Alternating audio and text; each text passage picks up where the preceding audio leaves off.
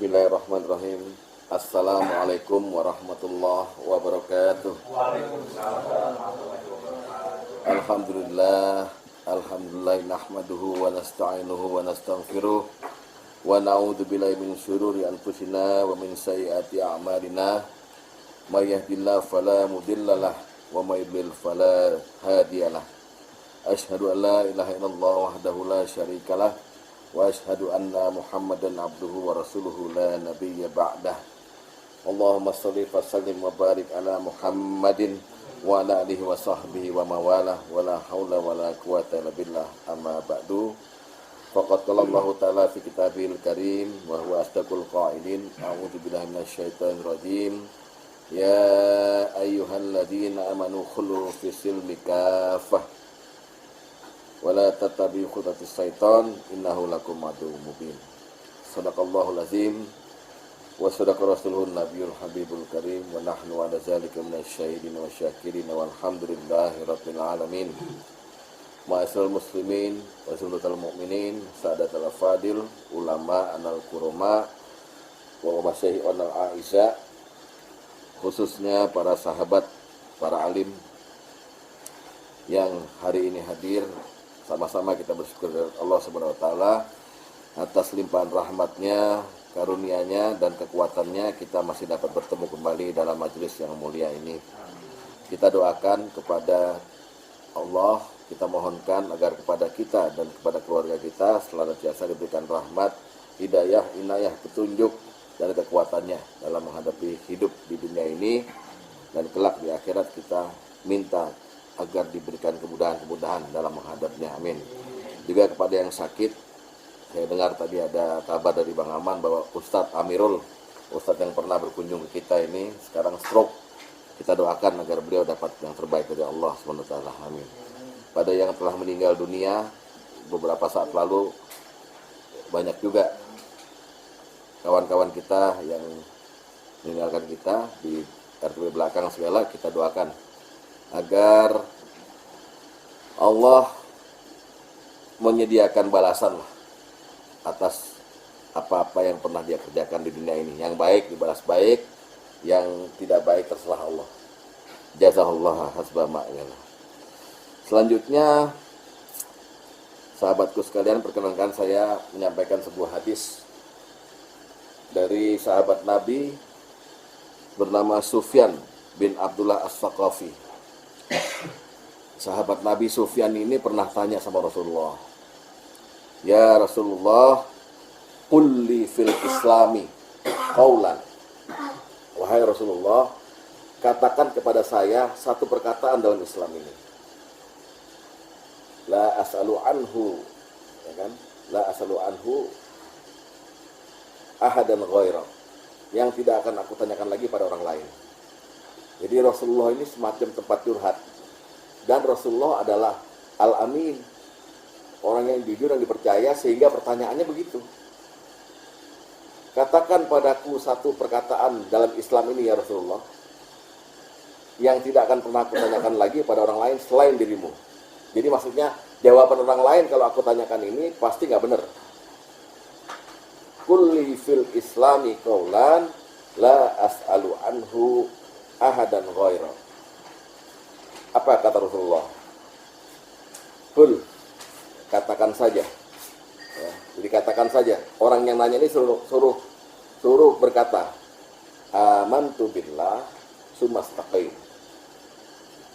Aku beriman pada Allah, summa. Nah, yang kemudian itu bukan suruh katakan sumastaqim, summa istaqimu. Maka kemudian istiqomahlah. Jadi ada satu kunci hidup, dan ternyata ini kewajiban, bahwa kita selain beriman pada Allah, kita harus jaga iman itu, yang namanya istiqomah. Seandainya bapak-bapak melihat istri di rumah sepanjang tahun, sepanjang hidup menemani bapak puluhan tahun, selalu tersenyum karena buah cintanya kepada bapak. Tiba-tiba di saat mana bapak ketemu lagi, dia cemberut. Lalu nggak mau melayani bapak dengan baik, makannya, minumnya, segala macam. 3 hari kemudian dia tersenyum lagi. Tahun tersenyum, tapi tiba-tiba cemberut lagi. Cemberut lama gitu. Itu gambaran bagaimana seseorang tidak istiqomah.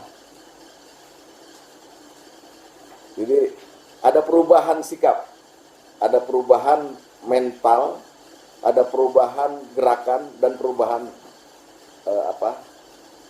bicara di dalam seseorang yang tidak istiqomah. Istiqomah itu disuruh, diwajibkan oleh Allah kepada kita, sebagaimana Rasulullah mewajibkan Abdullah bin Saqafi tadi untuk beriman pada Allah, sumastaqim, kemudian istiqomahlah. Jadi istiqomah ini satu gerakan yang kita perlu sekarang tahu bahwa istiqomah ini wajib, hukumnya wajib. Seseorang harus berada pada posisi di mana dia menjadi posisi terbaik di hadapan Allah dan nggak boleh berubah lagi gerakannya. Itu istiqomah.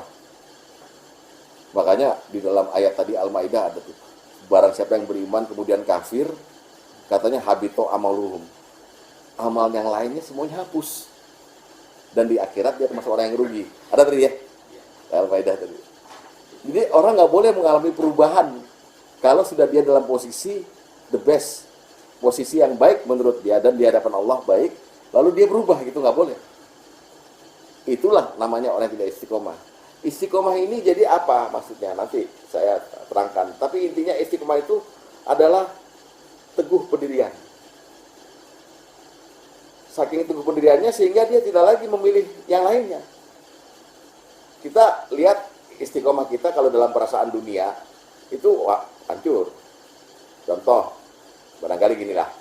Seseorang menyayangi seseorang lainnya. Itu bisa berubah itu. Sesuai berjalannya waktu, contohlah sama istri misalnya gitu ya. Kan cinta kita nggak menggebu-gebu sebagaimana kita pertama kali ketemu. Waktu kita pacaran gitu ya. Udah punya anak 3 lain. Selalu ada istilah, ya kalau udah kawin puluhan tahun kan jadi saudara. Jadi udah nggak ketemu, udah nggak gereng lagi gitu. Itu namanya nggak istiqomah sebetulnya. Itu dunia. Yang paling perlu kita perhatikan untuk urusan akhirat, nggak ada pilihan lain selain istiqomah. Maka ayat yang tadi saya bacakan di depan, ya ayyuhalladzina amanu dukhulu fis-silmi kaffah, adalah ayat yang secara samar menyuruh kita istiqomah. Kafah itu bukan berarti Anda mesti mengerjakan semua ibadah dalam Islam ini. Nggak bisa. Nggak bisa orang sesempurna itu. Saya yakin tidak bisa. Jadi semua wajib, semua sunnah, semua dijalankan. Hukum waris, hukum itu nggak bisa. Mesti ada bolongnya. Jadi yang dimaksud istiqomah itu penuhi Islam ini dengan kontinuitas. Jangan sampai atau ditinggalkan gitu. Istiqomah. Makanya Rasulullah pernah turun ayat sampai Rasulullah itu beruban. Kesaksian Ibnu Abbas, tidaklah satu ayat ini turun, kemudian Rasulullah kemudian tumbuh uban dengan cepat. Lalu Ibnu Abbas tanya, kamu tumbuh uban ya Rasulullah? Kok tumben? Kata Rasulullah, syabatni hudun wa akhwatuha. Aku tumbuh uban dengan cepat ini karena turun surat Hud dan akhwatuha dan saudara-saudaranya yang sesuai dengan ayat itu. Nah, apa bunyi ayatnya di surat Hud ini? Surat Hud ini yang bikin Rasulullah beruban, bunyinya begini. Fastaqim kama umirta wa man taba ma'ak. Maka istiqomahlah kamu sebagaimana aku perintahkan padamu. Kata Allah begitu. Itu membuat Rasulullah beruban karena tugasnya berat. Istiqomahlah kamu. Tetaplah kamu di tempatmu itu. Sebagaimana aku perintahkan padamu, dan suruhlah orang-orang yang bertobat itu juga sama seperti kamu. Hud ayat 112. Jadi disuruh kita untuk, Rasulullah disuruh untuk apa? Untuk istiqomah. Kalau ditinjau dari segi asal katanya, istiqomah itu masdar dari istaqoma. Ya, istaqoma, yastaqimu, istiqomah. Artinya berdiri tegak lurus. Lalu tegak lurus itu kayak tiang. Tiang tegak lurus. Tiang yang tidak tegak lurus pasti nggak memenuhi syarat untuk jadi tiang. Contoh, Anda bangun tiang listrik, tiang telepon gitu, tapi naruhnya miring gitu. Kan disuruh lurusin dulu. Atau paling nggak, udah cabut nih. ini tiangnya nggak bener, ganti tiang lainnya. Jadi tiang itu syaratnya dia harus lurus. Ya, kecuali kalau Anda nemuin artistik lah, tiang yang miring gini tambahin. Ini maksudnya tiang yang buat menopang sesuatu. Itu harus lurus. Ya kan? Jadi istiqomah itu artinya tegak lurus. Teguh pendirian. Istiqomah itu. Teguh pendirian. Sehingga nasihat Rasulullah pada Abdullah As-Saqafi tadi, amantu billah sumastaqim, maksudnya berimanlah pada Allah dan teguhlah pendirian kamu dalam Islam ini. Jangan goyah. Dan nasihat Allah, firman Allah pada Rasulullah tadi, yang di surat Hud ayat 112, ya Rasulullah, jadilah Rasul terus. Jangan pensiun. Kepada kita, jadilah umat Islam terus. Jangan pensiun. Baik dalam sikap, dalam pikiran, dalam perbuatan, dalam ucapan. Sampai sini paham nggak? Sampai sini nangkap nggak? Betapa istiqomah itu wajib jadinya. Kita ngaku Islam, tapi terus kita senang sama kemaksiatan, berarti kita nggak istiqomah. Ini ada sejenis saudara sama soal munafik sebetulnya. Istiqomah itu, kalau orang tidak istiqomah, namanya hipokrit, pura-pura. Pura-pura Islam. Nanti kan Al-Baqarah ayat awal tuh ayat 7 sampai ayat 21 itu kan menunjukkan kayak gitu. Ya kan? Orang datang kepada Pak Agus gitu. Terus sama-sama ngomong Islam. Nanti kepada yang lain bilang, gue cuma pura-pura sama Pak Agus kok. Gue tetap sama lo kayak gitu. Itu tidak istiqomah. Ada kaitannya sama itu, tapi istiqomah sendiri bukan soal munafik. Karena bahasa istiqomah itu tidak ada lawan katanya. Coba deh. Coba tolong cari lawan kata istiqomah apa? Nanti akan dijawab tidak istiqomah kan begitu. Lawan kata istiqomah adalah malas. Oh, malas. Malas. Lawan kata istiqomah itu malas sebetulnya. Jadi ini ada satu lagi ibadah dalam Islam yang kita tidak tahu bahwa ini wajib, ternyata ini wajib, namanya istiqomah. Ya. Dengan adanya perintah ini lalu Allah memerintahkan Nabi. Istiqomah di dalam apa aja sih? Pertama kali istiqomah yang diperintahkan pada kita semuanya adalah istiqomah dalam akidah. Akidah nih nggak kelihatan nih. Itu adalah akidah. Dalam Quran disebut di dalam satu ayat di surat Fussilat, "Qul innama ana basyarum mislukum." Nabi disuruh bilang, Muhammad, katakan kepada orang-orang itu, "Innama ana basyarum mislukum." Sungguhnya aku ini hanya manusia biasa sebagaimana kamu gitu. Yuha ilayya. Cuman bedanya diwahyukan padaku annama ilahukum ilahu wahid. Wahyunya kepadaku yang berat itu bunyinya sesungguhnya Tuhanmu ya adalah Tuhan yang satu. Nah, lanjutan ayatnya berbunyi begini. Fastaqimu ilaihi wastaghfiru. Maka istiqomahlah kamu kepada Allah dan mohon ampunlah padanya. Ya. Wa wailul lil musyrikin, dan celakalah bagi orang-orang yang musyrik. Ini kan perintah. Muhammad disuruh bilang kepada kita nih, sesungguhnya aku manusia biasa seperti kamu, tapi aku diwahyukan padaku. Jadi aku bukan manusia lagi. Dalam keadaan aku diwahyukan, aku berarti nabi, rasul. Diwahyukan padaku bahwa Tuhanmu adalah Tuhan yang satu. Maka dengan adanya wahyu ini dan turunnya padaku, kata Muhammad, fastaqim ilaihi. Istiqomahlah kamu. Itu ada di surat Fussilat ayat 6 itu. Ya. Jadi jelas kita disuruh istiqomah. Istiqomah. Ya. Itu istiqomah dalam akidah. Apa sih contohnya istiqomah dalam akidah itu? Misalnya begini, Pak. Kita kan ngerti bahwa Allah itu tidak ada Tuhan selain Dia. Dengan doktrin la ilaha illallah gitu ya. Nah, kemudian kita ini tahu bahwa Allah mengetahui masa depan. Allah yang menyembuhkan. Allah yang segalanya gitu.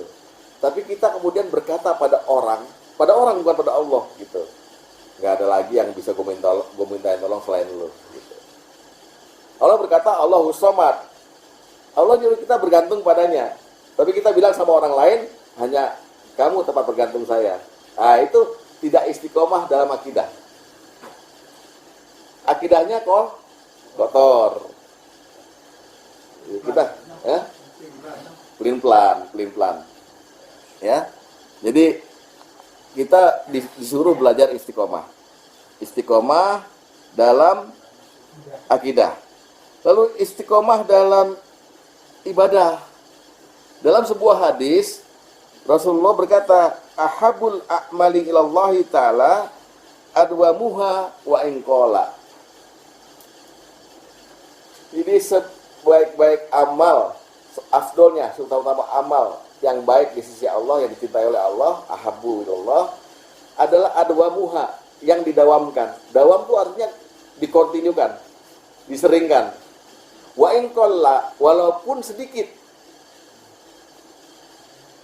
Jadi kita tuh untuk belajar istiqomah nggak usah muluk-muluk. Lakukan sebuah amal yang remeh, tetapi dilakukannya kontinu. Dilakukannya kontinu. Kalau bisa tiap hari gitu. Itu paling Allah cintai. Itu latihan istiqomah dalam amal. Tadi dalam akidah, ini dalam amal. Lakukan istiqomah. Gitu ya. Sehingga Rasulullah pernah menegur seorang sahabat namanya Abdullah bin Amr bin As. Ya, ada Abdullah bin Umar, Ibnu Umar adalah Abdullah bin Amr bin As. Ya, Rasulullah banyak sahabat yang namanya Abdullah. Apa kata Rasulullah pada Abdullah bin Amr bin As supaya dia istiqomah? Ini Rasulullah ini nggak ngomongin orang, tapi kadang-kadang beliau menyebut nama orang dengan kata-kata fulan. Apa kata Rasulullah? Ya Abdullah, la takunu misla fulan. Hei Abdullah, jangan jadi seperti si fulan. Kenapa? Yang dikerjakan fulan apa? Kata Rasulullah, kana yakumul lail fataroka qiyamal lail. Fulan itu biasa sholat malam, sekarang dia tinggalkan sholat malam. Jadi Abdullah itu diwanti-wanti, ya. La takunu misla fulan. Jangan kamu seperti fulan. Karena dia dulu sering bangun malam, sekarang dia tinggalkan sholat malam. Ya boleh. Kalau sudah didawamkan, diazamkan, saya mau tahajud gitu. Ya nggak apa-apa. Seminggu sekali, sebulan sekali, asal tahajud. Oh, jangan jaraknya jauh, Pak. Tahun ini tahajud berapa kali Pak Sulaiman? 2016 ini. Iya. Enggak. Belum makan. Yang lain sudah, tapi yang sunah-sunah lainnya ya. Jadi Rasulullah tuh bilang mencela seseorang yang tadinya sholat malam menjadi tidak sholat malam. Istiqomah dalam ibadahnya kurang gitu. Ya kalau sudah terus. Jangan ditinggal lagi gitu. Kalau perlu ditingkatkan. Jadi Allah nggak melihat jumlah. Sesuatu semua peribadatan ini, ya, itu tidak dilihat jumlahnya kecuali zikir. Makin banyak zikir, makin dia memenuhi perintah Allah. Zikron kasiro. Tapi yang lainnya nggak dihitung, terserah aja. Yang penting wa inqalla sedikit, tapi adwamuha, tapi didawamkan, diseringkan gitu. Makanya tegurannya kan sebetulnya biasa, ini nggak keras, tapi nyelkit. Jangan seperti si itu ya. Dia dulu sholat malam, sekarang dia tinggalkan sholat malam. Nah, jangan sampai begitu. Ya. Nah, itu istiqomah dalam amal. Terakhir istiqomah dalam sifat. Oke, kita punya sifat nih. Ini lihat hadisnya. Ini hadisnya rada keras. Badiru bil a'mali fitnatan kakita'il lailil muslim. Nabi berkata, bersegeralah beramal sebelum datangnya fitnah yang datang seperti gelap malam yang sangat gelap gulita gitu. Jadi bersegeralah kamu berbuat sesuatu sebelum datangnya ujian. Ujian apa nih yang seperti gelapnya malam? Kenapa gelap malam itu? Kita disuruh berlindung dari gelapnya malam kan? Wa min syarri ghasikin idza waqab. Kenapa gelap malam ini? Ada kecenderungan kejahatan itu terjadi di gelap malam itu. Tapi apa yang dimaksud Nabi? Apa kata Nabi? Yusbihur rajulu mu'minan wa yumsi kafiron. Au yumsir rajulu mu'minan wa yusbihu kafiron. Jadi orang-orang di pagi hari ini seorang laki-laki beriman, sorenya kafir, Pak. Atau sorenya dia beriman, subuhnya kafir. Itu kan gejala tidak istiqomah ya. Sifat loh ini, karena yang dilihat iman dan kafirnya. Ya, di kita banyak nggak begitu? Ngaji malam ini, besok siang lain lagi pendiriannya, Pak. Ustadz kampung tuh dia nggak tahu, dia belajar gurunya siapa sih gitu. Ya, hati-hati. Ada yang malamnya tahajud, sorenya zina, besok siangnya. Ya, hati-hati nih. Ini gejala-gejala tidak istiqomah gitu. Nah, kita nggak mampu istiqomah sendiri. Kita istiqomah itu dengan pertolongan Allah. Nggak mungkin kita bisa istiqomah. Ya, kita ini kan la haula wala quwata illa billah. Doktrin kita itu nggak ada kekuatan selain kekuatan Allah.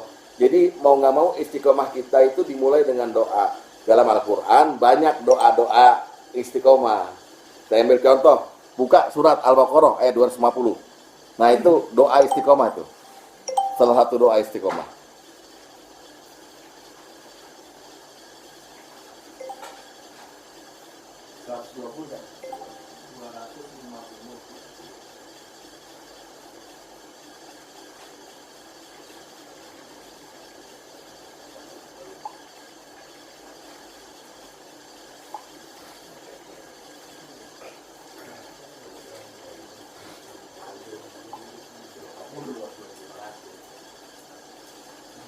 Bunyinya Rabbana afrigh alaina sabra wasabbit aqdamana wansurna 'alal qaumil kafirin. Ya Rabb kami, ya Tuhan kami, limpahkanlah kesabaran atas diri kami dan teguhkanlah pendirian kami dan tolonglah kami terhadap orang-orang kafir. Ya, jadi limpahkanlah kesabaran atas diri kami dan teguhkanlah pendirian kami. Jadi kita minta sama Allah supaya kita istiqomah dalam pendirian. 250.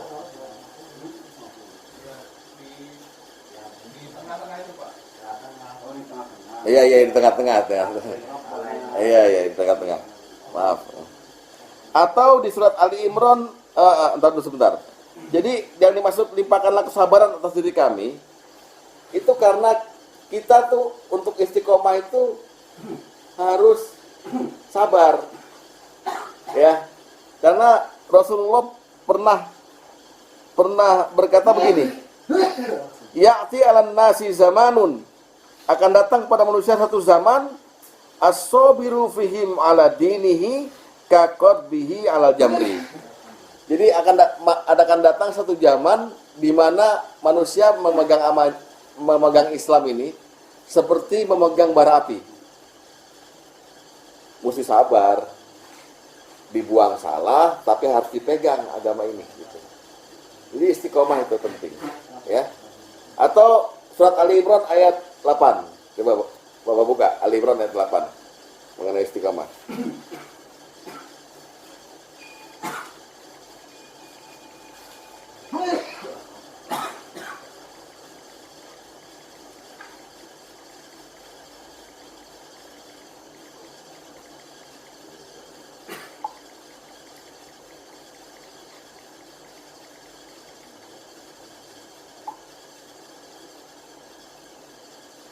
Dibaca Rabbana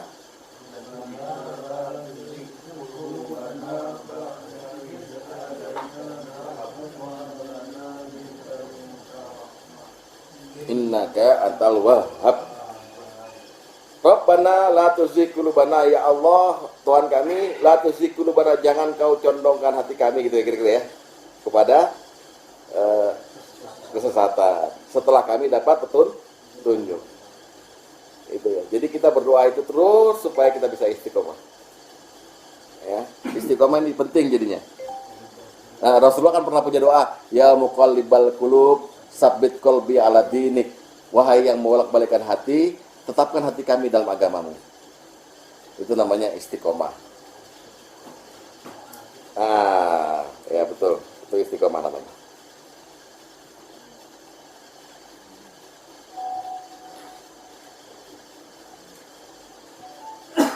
Nah, bapak-bapak sekalian, sahabat-sahabatku, istiqomah ini punya dua ganjaran. Pak Luri apal tuh ayatnya. Pertama, ganjaran orang yang bisa istiqomah itu di dunia ini nggak bakal dia punya stres. Wala khaufun alaihim walahum yahzanun. Dia tidak khawatir, dia tidak sedih, dia nggak pernah stres. Yang kedua, orang istiqomah itu bakal husnul khotimah. Karena ketika dia istiqomah sampai akhir hayat, ketika dicabut nyawanya, malaikat turun dan berkata lagi, nggak usah takut, backup. Ayatnya hampir sama, ujungnya lain, ya kan? Ayatnya hampir sama, ujungnya lain. Yang pertama surat Al-Ahqaf, yang kedua surat Fussilat. Al-Ahqafnya tolong Pak Luri dibacakan. Al-Ahqaf surat 46 ayat 13.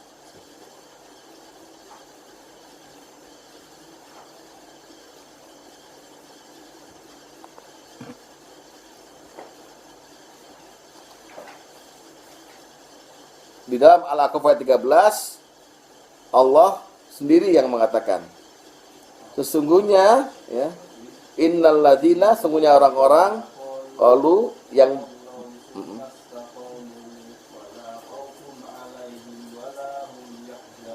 cukup. Orang-orang yang berkata Tuhan kami adalah Allah, kemudian mereka tetap istiqomah, maka tidak ada khawatir dan mereka tidak berduka cita. Pertama itu, ya, itu artinya hidup di dunia ini nggak bakal ada kekhawatiran, karena dia udah istiqomah. Misalnya sehubungan dengan 2 minggu lalu sama sebetulnya, ya. Kalau takwa, kalau minta ampun terus, bakalan nggak ada apa-apa. Yang kedua surat Fussilat ayat 30, husnul khotimah, surat 41 ayat 30.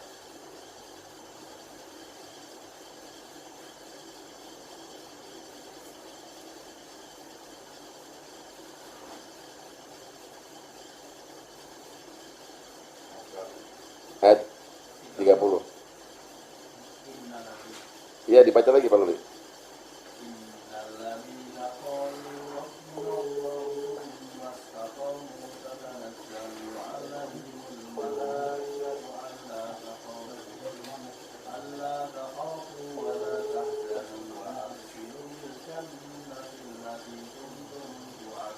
Ya, orang istiqomah itu kata Allah ketika dia mengatakan sampai akhir hayatnya berkata Rob kami adalah Allah, kemudian dia istiqomah, maka malaikat akan turun pada mereka ketika mereka berjabut nyawa itu.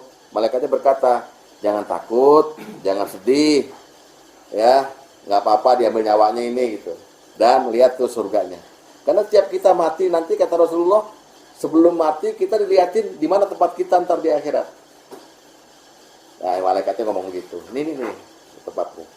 Itu istiqomah. Nah, cara pertama untuk dapat istiqomah setelah berdoa, kita ini membela Islam. Kita ini nolong Islam. Ya, surat Muhammad berkata begitu. Ya ayyuhalladzina amanu in tansurullaha yansurkum wa yusabbit aqdamakum. Hai orang yang beriman, kalau engkau menolong Allah, Allah akan menolong kamu dan akan membuat kamu istiqomah. Dan akan membuat kamu istiqomah. Jadi Allah akan membuat kita istiqomah kalau kita nolong agama Allah. Surat Muhammad ayat 7. Buka.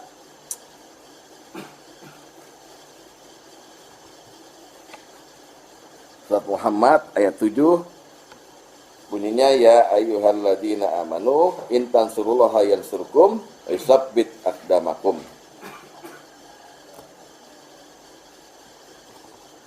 Itulah ya. Jadi istiqomah itu penting untuk melatih kita menjadi orang yang berpendirian. Menjadi orang yang berpendirian. Saya Islam. Orang-orang sekantor korupsi, saya nggak mau.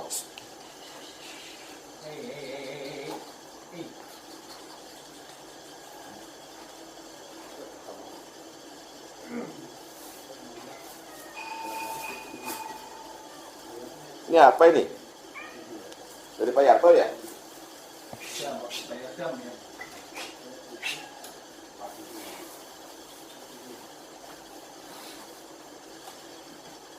Nanti ya, ada waktunya mim ya, bentar.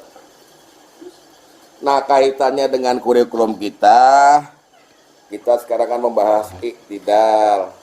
Iktidal itu adalah simbol istiqomah seseorang. Ya, iktidal itu. Simbol istiqomah. Di mana simbol istiqomahnya? Nanti diterangkan. Iktidal itu dari segi bahasa artinya al-intisab, yaitu tegak lurus. Tegak lurus. Kok sama tadi dengan istiqomah? Istiqomah juga tegak lurus. Ya itulah bahasa Arab itu. Al-intisab, al-qiyamah, al-istiqomah, ya, tegak lurus. Dari segi bahasa, segi istilah, iktidal maknanya berdiri dalam sholat sebagai tanda ketaatan mutlak pada Allah. Iktidal itu. Dalam sholat itu ada dua berdiri kan? Berdiri pertama adalah setelah takbiratul ihram sampai mau ruku. Itu juga disebut iktidal sebenarnya. Cuman yang menamakan iktidal itu habis ruku itu ulama. Jadi berdiri dalam sholat itu ada dua. Satu setelah takbiratul ihram sampai mau ruku. Dua setelah ruku mau sujud. Dua-dua itu iktidal. Dari segi istilah begitu. Segi bahasa tadi iktidal artinya al-intisab, artinya tegak lurus. Dari segi istilah, iktidal itu berdiri dalam sholat disertai ketundukan dan ketaatan. Jadi iktidal itu ada dua sebenarnya, tapi yang dimaksud sekarang kita bicara iktidal adalah iktidal gerakan bangkit dari ruku sampai mau sujud. Iktidal. Iktidal. Apa? Iya, ini baru mau diterangkan. Memang Bapak udah agak tua ya, jadi nggak sabar. Ya. Al-intisab. Ya. Jadi berdiri dalam sholat itu punya 4 karakter. Berdiri dalam sholat itu punya 4 karakter. Yang pertama agak lama atau relatif lama. Ya. Yang kedua disertai dengan ketundukan. Ketiga dengan kekhusyuan. Keempat dengan diam. Diam dalam arti diam, jangan berkata-kata, tapi baca sesuatu yang diperintah boleh. Diam, jangan berkata-kata. Ini, jadi berdiri dalam sesuatu ada 4 karakternya di iktidal itu. Dia mesti berdiri lama, agak lama, gitu ya. Yang kedua, dia berdiri dengan ketundukan. Ketiga, dengan kekhusyuan. Keempat, dia berdiri satu lagi dengan diam. Dengan diam. Kalau 4 ini ada, maka dia disebut dengan iktidal itu. Iktidal itu. Ya. Nah, sekarang yang pertama dulu. Yang pertama, diam agak lama. Di dalam istilah bahasa Arab disebut dengan kunut. Ini iktidal, istiqomah, kunut itu sama aja artinya berdiri lama. Makanya Rasulullah bilang dalam sebuah hadis, ya, afdalus sholati tulul kunut.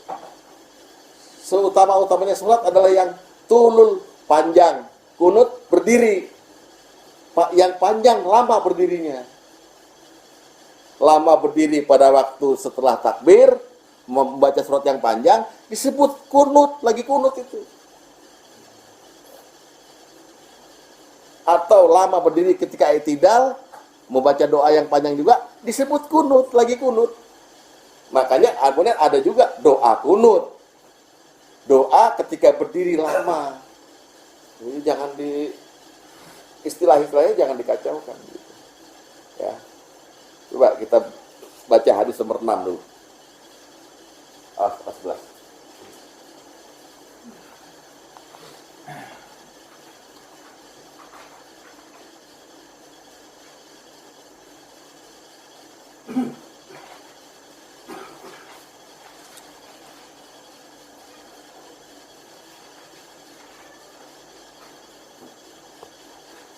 Hadis nomor 6 ya.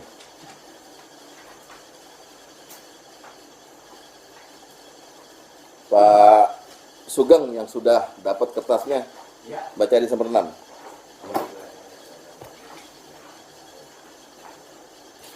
Utama sholat. Yalah, baca kali Arabnya kali. Bukan. Dolus sholat. Tulul kunut. Bukan tulul kunut. Ya. Seutama-utama sholat yaitu yang lama berdirinya. Ya. Muslim, Ahmad, Tirmidzi, Ibnu Majah dan Baqiah. Ya. Itu karakter pertama ya. Karakter pertama di dalam sholat, di dalam berdiri sholat, yaitu kunut. Jadi istilah Bapak itu harus kunut. Bukan harus baca doa kunut.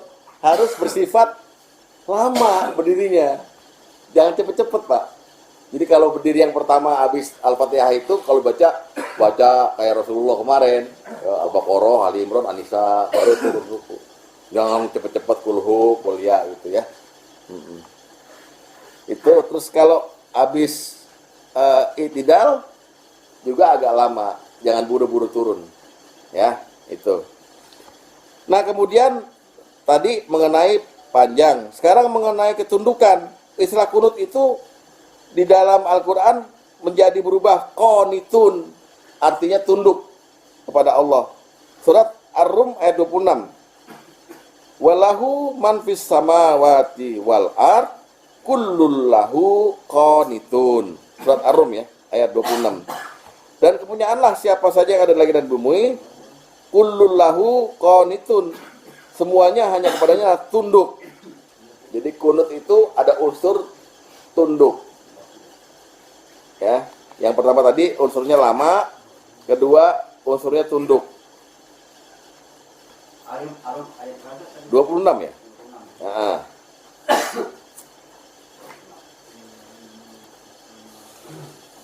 Ya, itu yang kedua. Jadi yang pertama kunut sebagai arti lama, yang kedua kunut sebagai arti qanitun, artinya tunduk. Jadi kita berdiri di hadapan Allah tuh mesti dengan sikap tunduk, Pak. Kalau diri dengan sikap melihat ke atas gitu kan nggak boleh. Sikap sombong, tunduk. Yang ketiga, khusyuk. Ya, ini ada di Al-Baqarah 238. Hafizu ala sholawati was sholatil wusta. Peliharalah semua sholatmu dan pelihara sholat wusta. Ya, buka Al-Baqarah 238.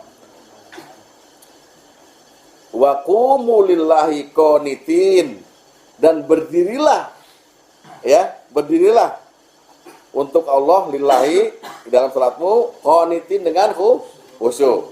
Jadi pertama dia harus lama, harus tunduk, harus khusyuk. 238 Al-Baqarah.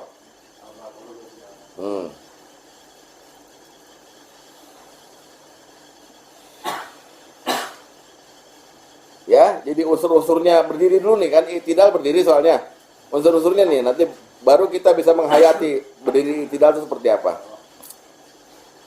Ya, itu udah kita bahas lamanya, tunduknya, khusyuknya, dan yang terakhir diamnya. Diamnya buka hadis nomor 10. Hadis nomor 10 berkata, dari Zaid bin Arqam, dia berkata, kami pernah berbicara ketika sedang sholat, ya kan? Di mana seseorang berbicara dengan lainnya ketika sedang sholat. Jadi ngobrol pernah itu, ya. Sehingga turunlah ayat yang tadi tuh, wa qumu lillahi qanitin, berdirilah untuk Allah dalam sholatmu dengan khusyuk. Lalu Rasulullah dibilang begini oleh sahabat tuh, fa umirna bisukuti wa nuhina 'anil kalam. Kami telah diperintah untuk diam dan dilarang berbicara. Jadi unsur berdiri yang keempat, diam. Hanya boleh ngucapin sesuatu yang diperintah nanti. Nggak boleh lagi bicara dengan gelingnya. Jadi apa tadi? I'tidal dalam arti berdiri ya. Ketundukan, khusyuk, lama, ketundukan, khusyuk dan diam. Itu dulu. Ya, di luar sholat juga begitu. Biasanya berdiri yang di luar sholat pelaksanaannya rata-rata lama.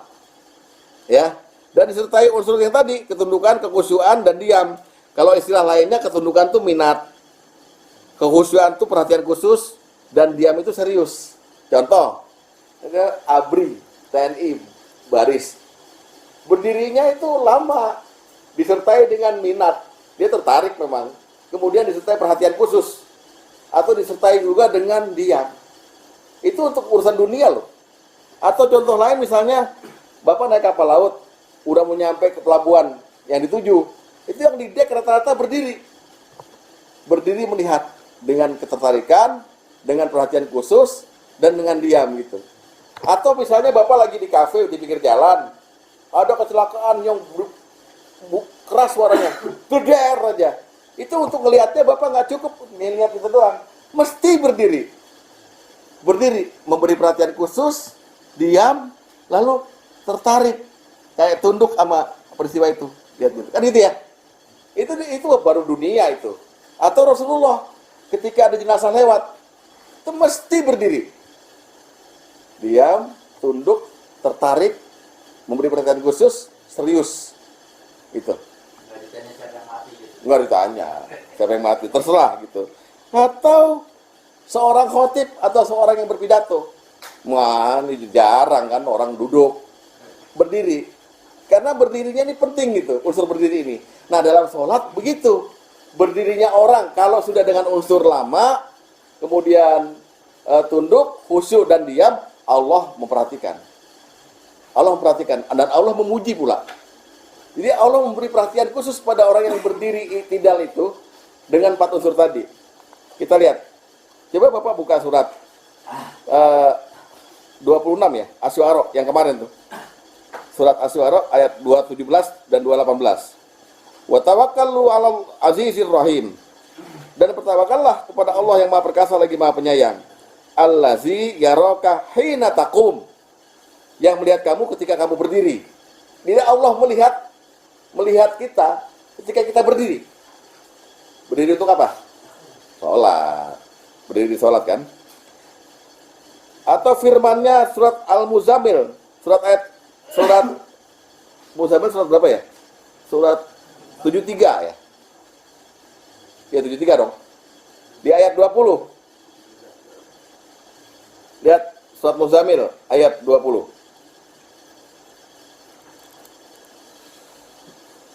Di situ disebut ya. Dimulai dengan kata-kata sesungguhnya. A'udzubillahi minasyaitonir rajim. Inna rabbaka ya'lamu annaka taqum.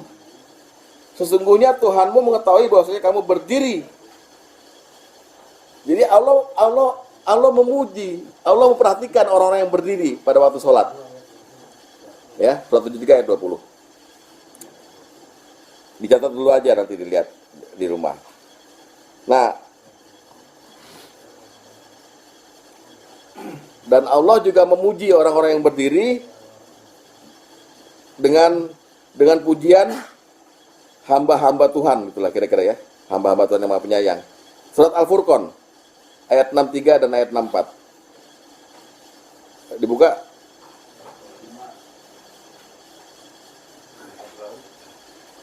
Surat Al-Furqan ayat 63 dan 64.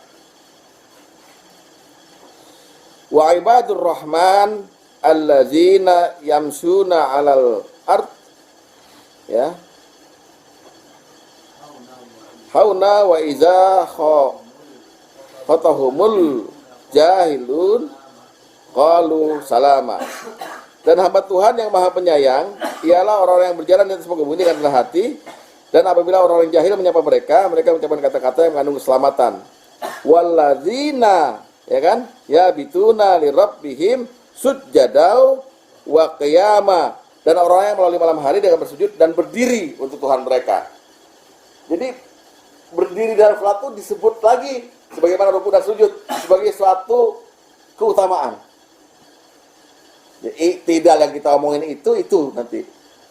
Ya. Kaitannya apa dengan istiqomah tadi?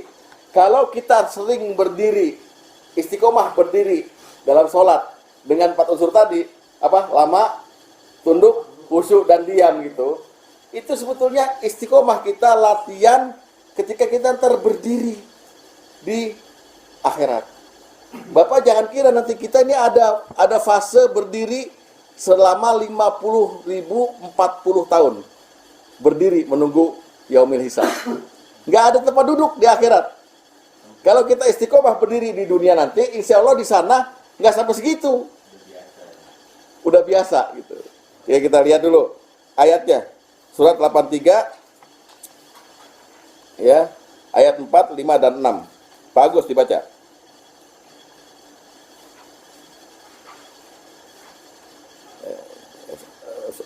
Apa 83 ya? Surat 83 ayat 4, 5 dan 6.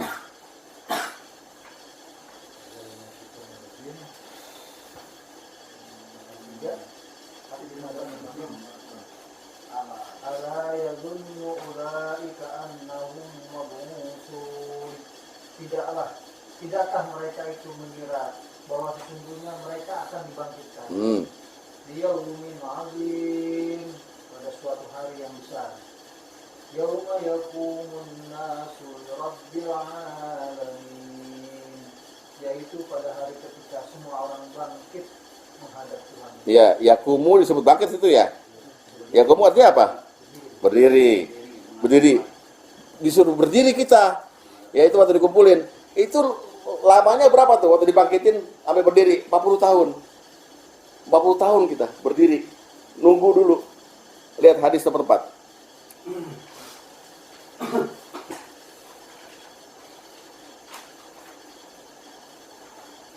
Allah mengumpulkan semua manusia dari yang pertama sampai yang terakhir pada waktu hari tertentu, qiyaman arba'ina sana, dalam keadaan berdiri 40 tahun. Pandangan-pandangan mereka menatap ke langit menanti pengadilan Allah. 40 tahun. Udah kebayang? Berdiri 40 tahun? Enggak, udah. Anggap aja 40 tahun di dunia. Hah? Udah ngebayang belum? Berdiri loh. Ya, mual berdiri upacara waktu kelas 3 SMA aja. Kaki udah sengklek. Itu nggak apa berdiri, pokoknya 40 tahun berdiri. Berdiri terus. Nah, itu fase flaksnya apa? Ya saya udah 40 tahun lebih kan, berarti saya udah berdiri. Enggak, berdiri terus. Enggak. Nah, sekarang dia kan makanya dislike sering. Ini berdiri terus. Kalau kita sering di dunia istiqomah gitu ya, kira-kira dalam keadaan tidak yang bagus, yang dipuji Allah, maka di sana nanti berdirinya nggak lama. Itu fase pertama. Fase kedua 50.000 tahun. Lihat dulu di ayatnya dulu. Surat Az-Zumar ayat 68. Surat Az-Zumar ayat 68.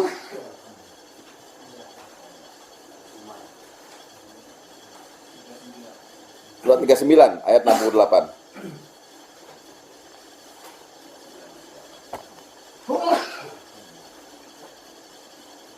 Yarhamukallah. Disebut di situ ya. Dan ditiuplah sangkakala, maka matilah siapa yang di langit dan di bumi kecuali siapa yang dikehendaki Allah. Kemudian ditiup sangkakala lagi, sekali lagi, maka tiba-tiba mereka qiyamun, berdiri menunggu putusannya masing-masing. Di fase ini ya 50.000 tahun. Ya. Coba Pak Yanto baca baca hadis nomor 8.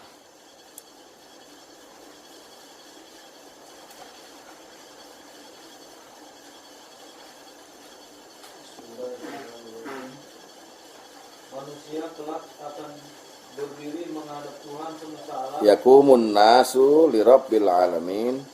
Yaqumun nasu lirabbil alamin. Manusia Kelak akan berdiri menghadap Tuhan semesta alam yang ukuran setengah harinya sama dengan 50.000 tahun. Kalau setengah harinya. iya. Hal itu akan dimudahkan bagi orang-orang beriman. Bagi mereka, waktu tak ubahnya seperti matahari yang akan tenggelam sampai benar-benar tenggelam. Ya. Jadi buat orang yang istiqomah nanti seolah-olah menunggunya cuma dari asar sampai maghrib. Insya Allah kita masuk nggak ya? Amin. Kalau enggak, Bapak berdiri 50.000 tahun, 50.000 tahun. Jadi 50.000, 40 waktu dikumpulin, sangkain udah kelar 40 tahun nih. Sekarang saatnya diadilin. Nunggu lagi 50.000 tahun. Ditiup sangkakala lagi, nunggu 50.000 tahun lagi. Nah, bagi orang beriman dimudahkan. Hanya berdiri dari asar sampai maghrib saja. Mudah-mudahan termasuk ya. Amin. Kalau enggak kan repot Pak Fatom berdiri, apalagi Fatom masa bawa tongkat gini kan lucu juga. Rada-rada. Ya kan, sama malaikat disengkat dia. Nggak boleh bawa tongkat di sini, udah nggak ada alat lagi gitu. Gitu. Ya, itu iktidal. Iktidal backgroundnya seperti itu. Jadi istiqomahnya iktidal itu adalah istiqomah kelak kita harus berdiri di hadapan Allah nanti. Jadi berdirinya yang serius Pak sekarang ya. Iktidal berdirinya yang serius. Sekarang masuk kita pada fikih iktidal, tata cara iktidal. Ya, bab pertama tata cara iktidal. Tata cara iktidal ini gampang ya. Gampang susah lah. Pertama kita mesti paham dulu. Pertama kali iktidal harus berdiri lurus dan sempurna.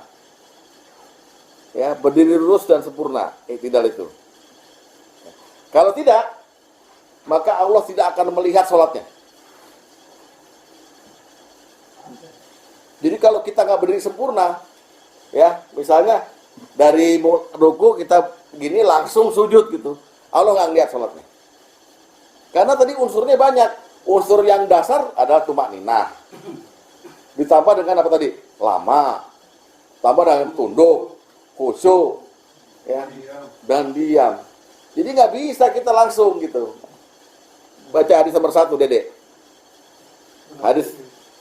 Hah? Hadis nomor 1.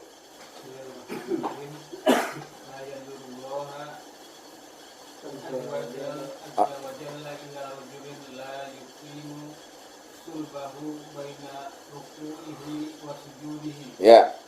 Allah Jalla tidak akan melihat salatnya seseorang laki-laki yang tidak menegakkan tulang punggungnya antara rukunya dan sujudnya. Ya.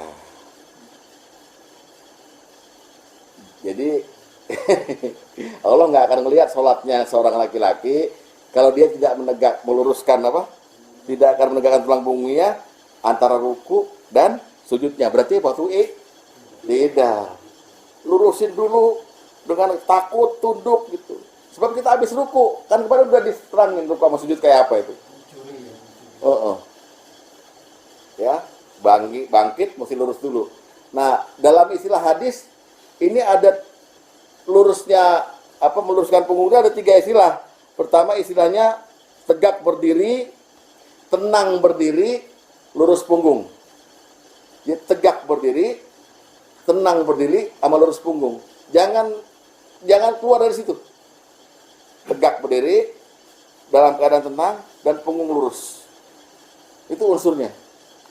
Repot ya, kalau bicara fikih, karena mesti didetailkan, kan gitu ya. Baca hadis. Hadis baca. Hadis nomor 2.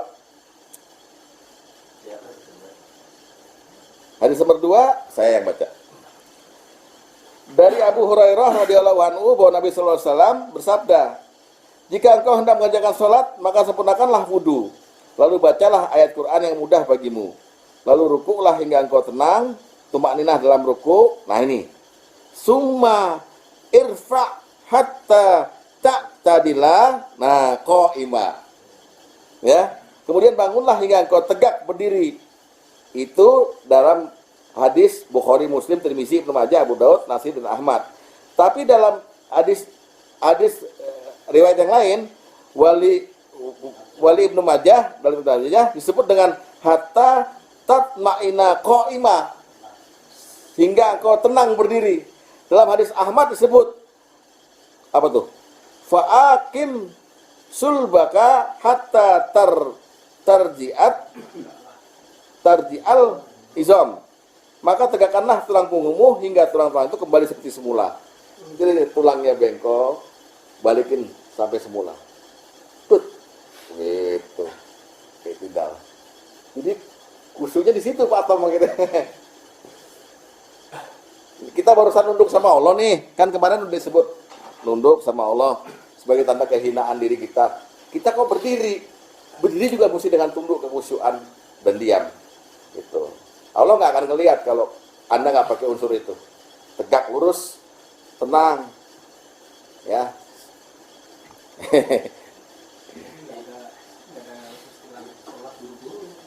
Iya. Kalau saya sih apa nyebutnya ya ini Iya. patah-patah. Patah-patah. Iya. Istilah abri itu. Iya, patah-patah. Satu, berdiri tegak lurus. Kedua, mengangkat tangan. Mengangkat tangan ketika bangun dari ruku.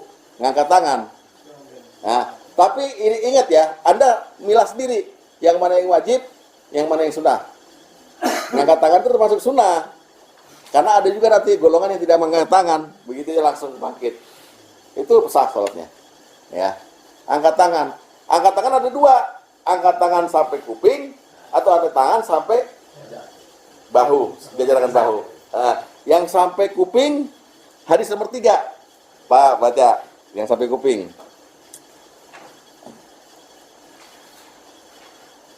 Dari Malik.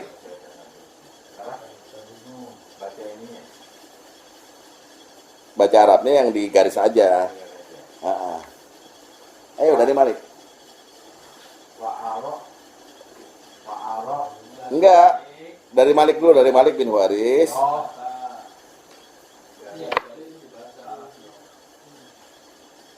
Ayo dari Malik bin Waris. dari Malik. Bin Waris. Oh, dari Malik bin Waris. Dia berkata, Dia wa iza saya pernah melihat Nabi Sallallahu Alaihi Wasallam mengangkat kedua tangan. Hurruku hatta yabluga bihima Quran junub. Dunai. Ya. Saya pernah melihat Nabi Shallallahu Alaihi Wasallam mengangkat kedua tangan apabila bertakbir, Ruku. dan mengangkat kepala dari ruku sehingga mencapai ujung kedua telinganya. Ya, begini ya. Begini. Gitu ya. Terus taruh. Hah? Kemarin udah. Itu waktu sujud. Ruku sama sujud. Iya. Iya, biasa aja. Itu yang telinga. Sekarang yang bahu. Yang bahu. Yang bahu hadis nomor 9, Bang Aman. Repot sholat ya. Dari Ibnu Umar radhiyallahu anhu bahwa Nabi sallallahu alaihi wasallam mengangkat kedua tangannya Hazwa mangkibai. Lurus dengan kedua bahunya ketika beliau memulai sholat ketika bertakbir untuk ruku. Dan wa iza rafa'a suhu ar-ruku. Dan ketika mengangkat kepalanya dari ruku. Ya. 1, tegak berdiri. 2, ngangkat tangan. Itu i'tidal. Ketiga, posisi tangan setelah diangkat. Posisi tangan setelah diangkat. Ada yang balik, ada yang sedekap. Mari. Jadi begini, langsung begini. Dua-duanya hadisnya kurang jelas dan kurang eksplisit, ya. Kalau yang sebetulnya secara umum akhirnya para ulama mengambil yang nggak sedekap. Tapi yang sedekap juga ada hadisnya dari Wail bin Hujr, gitu ya. Jadi gini terus langsung begini lagi ke dada, atau begini langsung lepas lagi. Ketika i'tidal nih ya, bicara i'tidal. Sekarang yang ya waktu i'tidal kan bukan takbiratul ihram. Kan udah ngomongin sono jauh waktu itu ya. Sekarang yang di dada dulu, hadis nomor 7. Pak Tom, hadis nomor 7.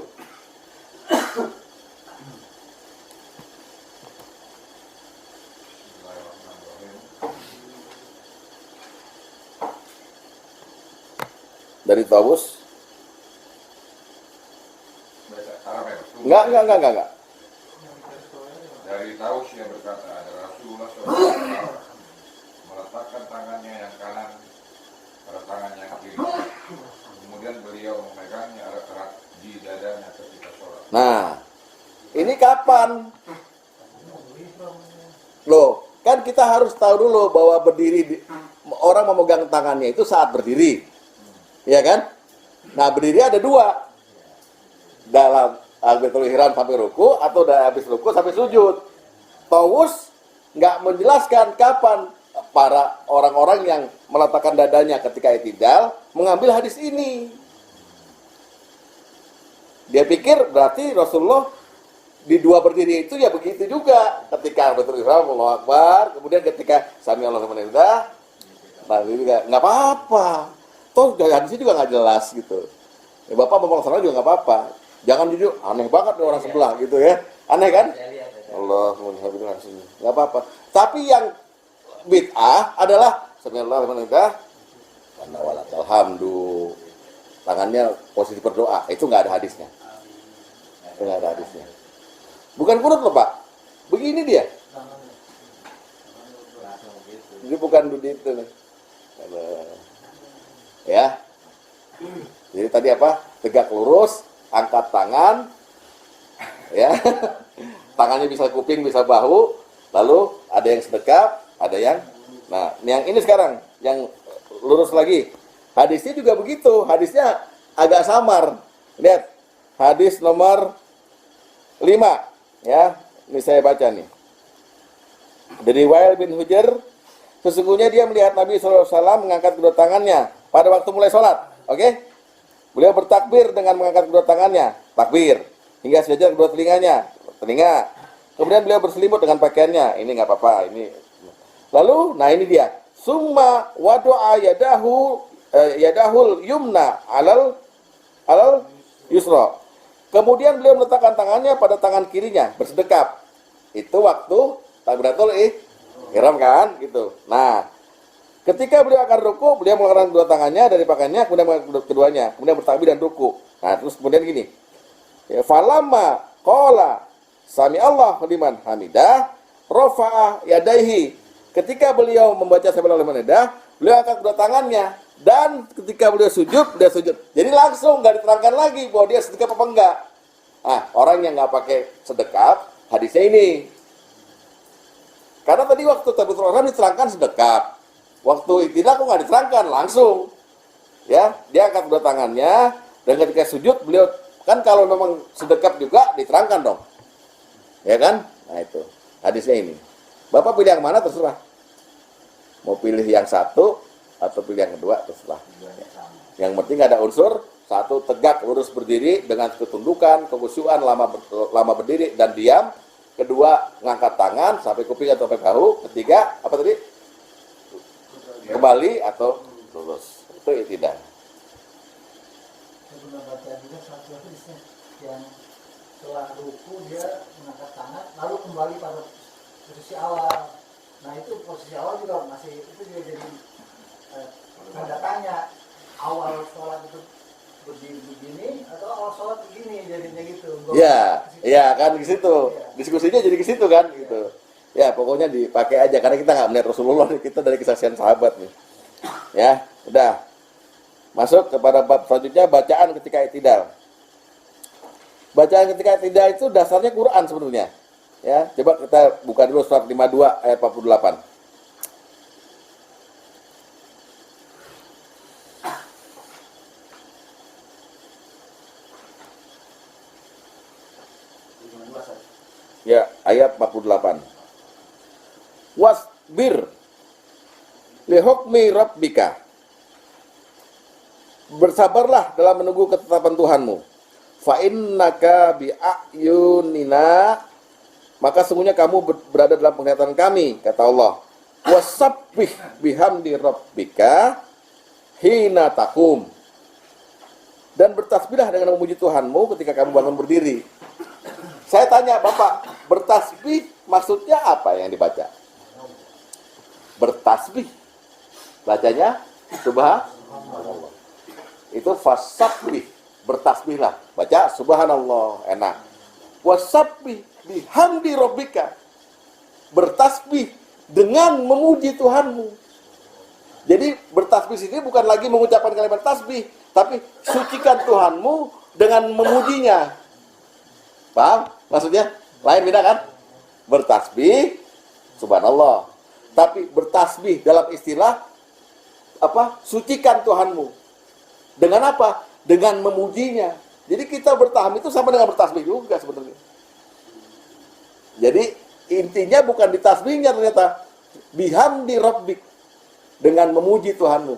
Jadi pada waktu i'tidal yang digarap oleh kita bukan bacaan tasbih, tapi bacaan tahmid. Dalam rangka mensucikan Tuhan. Paham ya? Tasbih bihamdi rabbika. Ada ini ayatnya. Ya. Dengan memuji. Gitu. Terus apa yang dibaca kalau gitu? Nah, orang-orang pertama nggak tahu kalau Nabi baca apa ketika i'tidal. Yang dilihat adalah Nabi ketika bangun dari ruku berdiri lama. Sampai-sampai kita nganggap dia lupa nih. Gitu. Karena Nabi diam aja gitu. Belakangan baru orang tahu. Hadis nomor 1 lihat. Nomor 1 yang ini maksudnya. Ya, yang itu udah habis. Hah? Ya, jangan bingung-bingung kenapa sih? Apa bingung banget?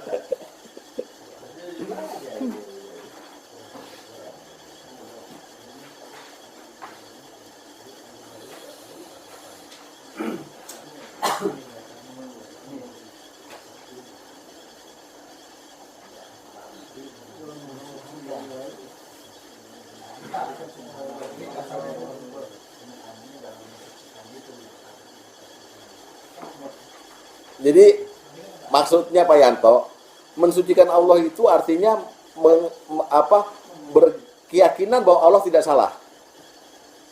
Iya kan? Maha suci apa artinya? Bebas dari kesalahan.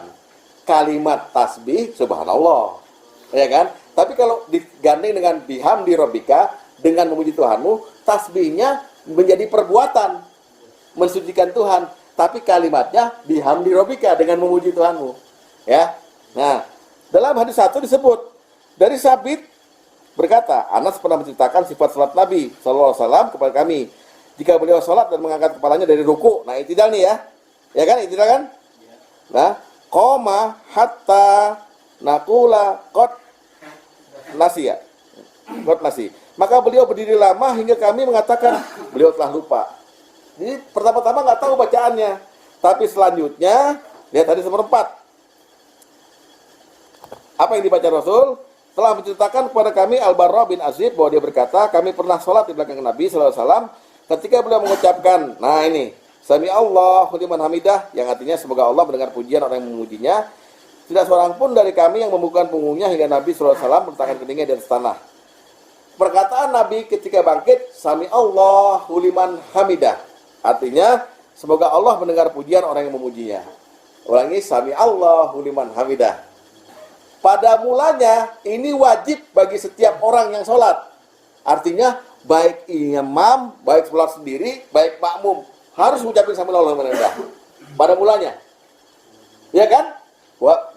Bapak sholat sendiri, ya nggak bisa diam aja dong. Sami Allahu liman hamidah. Imam juga begitu, ya. Nanti pada saat jadi makmum beda lagi. Dia jadi nggak wajib, tapi nanti, ya. Sami Allahu liman hamidah. Lalu berkembang lagi. Bukan hanya Sami Allahu liman hamidah yang dibaca. Sami Allahu liman hamidah apa? Hadis nomor 8. Hadis nomor 8, lihat. Dari Ibnu Umar dia berkata, adalah Nabi SAW apabila berdiri sholat, beliau mengangkat kedua tangannya hingga sejajar dua bahunya, kemudian bertakbir. Dan apabila hendak ruku, beliau mengangkat kedua tangannya seperti itu. Dan apabila mengangkat kepalanya dari ruku, beliau mengangkat kedua tangannya seperti itu pula. Jadi ingat, waktu takbiratul ihram, waktu mau ruku, ya, pakai angkat tangan semua ya. Dan apabila mengangkat kepala dari ruku, beliau mengangkat seperti itulah dan membaca Sami Allahu liman hamidah, Rabbana walakal hamd. Sami Allahu liman hamidah, Rabbana walakal hamd. Kenapa ada Rabbana walakal hamd? Karena yang pertama baru doa. Semoga Allah mendengar siapa yang memujinya. Nah, pujiannya mana? Kan tadi bihamdi rabbik. Baru Rabbana walakal hamd. Tuhan kami segala mula untukmu lah segala pujian. Ya.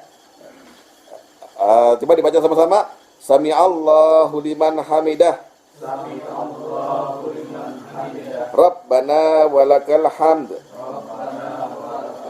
Ya, mantap. Itu yang dibaca. Tapi dibacanya langsung enggak? Oh, ternyata ada dipisah dikit. Ketika bangkit dari ruku, Sami Allahu liman hamidahnya itu sampai tangan kembali ke posisi semula. Entah dia di sedekap atau di sini. Sami Allahu liman hamidah, udah berdiri tegak seperti salatnya tadi, baru bilang Rabbana walakal hamd. Jadi enggak sambung, enggak mutasil. Sami Allahu liman hamidah, benar-benar berdiri yakin, baru Rabbana walakal hamd atau Rabbana lakal hamd. Enggak pakai wa. Dede, hadis nomor 2. Dari Abu Hurairah, ia berkata, adalah Rasulullah SAW apabila berdiri sholat, beliau bertakbir ketika berdiri, kemudian bertakbir ketika ruku, kemudian membaca Sami Allahu liman hamidah ketika mengangkat tulang belakangnya. Tuh kan. Ketika bangkit dari ruku, kemudian membaca Rabbana walakal hamdu Dalam keadaan berdiri.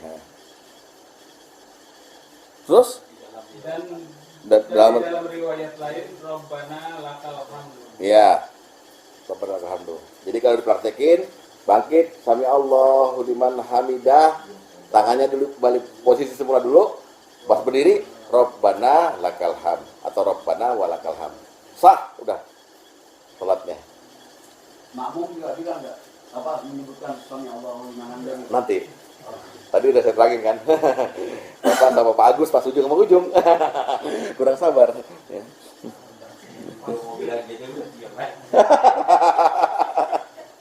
Nah, unsur lamanya di mana? Kan mesti ada unsur lama tadi katanya. Unsur lamanya baru doanya itu sahabat pernah mendengar juga Rasulullah nggak cuma Rabbana lakal hamd, tambah lagi. Pak Yanto tolong hadis nomor 9. Ini penting ini. Dari Ubaid bin Al-Hasan dari Ibnu Abi Aufa, dia berkata, dahulu Rasulullah SAW apabila beliau mengangkat punggungnya dari ruku, maka beliau mengucapkan Sami Allahu liman hamidah. Allahumma rabbana lakal hamdu mil'us samawati wa mil'ul ardi wa mil'u ma syi'ta min syai'in ba'du. Semoga Allah mendengar kepada orang yang memujinya. Ya Allah, Tuhan kami, segala puji bagimu, sepenuh langit dan bumi dan sepenuh apa yang Engkau kehendaki. Nah, yang pakai ini siapa? Semua ya. Iya, Pak, pakai. Rabban. Tapi tolong tambahin Allahumma, karena hadisnya begitu. Jadi, Sami Allahu liman hamidah, Allahumma rabbana lakal hamdu mil'us samawati wa mil'ul ardi wa mil'u ma syi'ta min syai'in ba'du. Nah, jadi agak lama dong, ya kan? Agak lama. Gitu. Nih, tidak nih. Lebih lama lagi ada. Dede, hadis nomor 3. Lebih lama lagi. Hadis nomor 3, Dek. Abu Sa'id Al-Khudri radhiyallahu anhu berkata, Rasulullah SAW jika telah mengangkat kepalanya dari ruku, beliau berdoa, Allahumma rabbana lakal hamdu mil'us samawati wa mil'ul ardi wa mil'u ma syi'ta min syai'in ba'du. Ahla as-sana'i wal majdi ahaqqu ma qala al-abdu wa kullana laka hamdun. Allahumma la mani'a lima a'taita wa la mu'tiya lima mana'ta wa la yanfa'u dzal jaddi minkal jadd. Yang udah baca ini siapa? Waktu itu tidak. Pak Tom udah dong. Udah, barusan baca. Inilah itidal kita. Ada lagi yang lebih panjang. Pak Sugeng, hadis nomor 7. Mantep tuh. Dari Majja'ah bin Zahir, ia berkata, Wamil. Saya mendengar Abdullah bin, baca aja sebelumnya. Saya mendengar Abdullah bin Abu Aufa menceritakan dari Nabi SAW bahwasanya beliau SAW membaca setelah dari rukuk. Baru bacanya ya. Ya, Allahumma lakal hamdu dulu. Allahumma lakal hamdu min samawati wa min ardi wa min ma min sayyid ba'du. Allahumma Tahhirni bisalji wal barad wa ma barid. Allahumma Tahhirni minaz dzunubi wal khotoya kama inakas sabul abiyadu minal wasak. Ya, ya Allah. Bagimu segala puji sepenuh langit dan sepenuh bumi dan sepenuh apa yang engkau kehendaki dari sesuatu sesudah itu. Ya Allah, sucikanlah diriku dengan salju, embun dan air yang dingin. Ya Allah, sucikanlah diriku dari dosa-dosa dan kesalahan-kesalahan sebagaimana dibersihkannya kain yang putih dari kotoran. Amin. Amin dong. Amin. Siapa yang udah baca ini? Boro-boro. Yang Tapi saya baca udah. barusan. Bukan, pernah. Oh, pernah. Waktu tidak? Enggak, maksudnya ada pernah saya habis rukun baca. Bukan yang pernah melakukan ini waktu tidak. Ya saya belum. Oh, belum. Baca. Nah, ke pertanyaan Pak Iskandar sekarang. Jadi gugurnya kewajiban membaca Sami'allahu liman hamidah pada makmum. Jadi makmum itu nggak wajib lagi baca Sami'allahu liman hamidah. Kecuali salat sendiri atau imam dia wajib. Tapi kalau makmum ketika dia imam Sami'allahu liman hamidah, makmum bilang Rabbana walakal hamd atau Rabbana lakal hamdu. Terus boleh terusin sama doa yang tadi. Rabbana walakal hamdu min samawati wal ardi wa mimma bainahuma. Itu. Hadis nomor 5. Dari Az-Zuhri dari Anas bahwa Rasulullah SAW bersabda, tidaklah seorang imam itu dijadikan melainkan untuk diikuti. Jika dia ruku, maka rukulah kalian. Ya, artinya pas habis dia ruku, maka kalian ruku. Bila ia mengangkat kepalanya, maka hendaklah kalian mengangkat kepala. Jika sujud, maka sujudlah kalian. Nah ini. Wa idza qala sami'allahu liman hamidah faqulu rabbana walakal hamd. Jika dia mengucapkan Sami'allahu liman hamidah, maka ucapkanlah Rabbana walakal hamd. Enggak ucap sampai Sami'allahu. Tapi ada juga ulama dalam kitabnya boleh. Jadi Sami'allahu liman hamidah imam, terus kita Sami'allahu liman hamidah Rabbana lakal hamd. Boleh katanya. Ya terserah. Tapi perintah Rasulullah kalau imam ruku, imam sujud. Ya, kalau imam takbir. Tapi ketika imam baca Sami'allahu liman hamidah, kamu bacanya Rabbana walakal hamd. Gitu. Makanya di Mekah dan Madinah kan Pak udah umroh ya. Sami'allahu liman hamidah Rabbana walakal hamd. Gitu. Apa? Nah, iya. Saya pikir maksud saya tuh pas imam gitu kan karena jauh nggak melihat, jadi dia mengucapkan keras-keras supaya ini udah dari ruku udah berdiri. Gitu. Iya. Maksudnya begitu, tapi kan bacaannya itu tadi sesuai hadis kan. Nah, itu gitu boleh. Jadi si imam sambil berdoa itu teriak Rabbana walakal hamd. Dia ngajarin saya.